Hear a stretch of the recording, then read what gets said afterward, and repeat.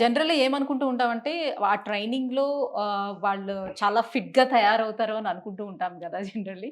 So, అంత young ఏజ్‌లోని training తోటి వాళ్ళు చాలా ఫిట్‌గా ఉన్నట్టు కనిపిస్తుంటారు. ఫిట్‌గా తయారవుతారని అనుకుంటాం కదా! సో, ఆ ట్రైనింగ్ మూలంగా కూడా వీళ్ళకి అరుగుదల అనేది స్టార్ట్ ట్రైనింగ్ అయిపోతుందా? ఉన్నా గూడా బాడీ నేచర్ అనేది ఉంటది గదా! హ్మ్. ఇప్పుడు 100 మంది ఉంటారు. 100 మందికి ప్రాపర్ ట్రైనింగ్ ఇచ్చిన ఒక 5, 6 మందికి మనం అనుకున్నంత స్ట్రెంగ్త్ ఉండదు. ఎండ్యూరెన్స్ ఉండదు. సో, హ్మ్. అప్పుడు నీ జాయింట్ అరిగిపోవచ్చు. నీ జాయింట్‌లో లిగమెంట్స్ క్రాక్ అవ్వచ్చు. స్పైన్ ప్రాబ్లమ్ రావచ్చు.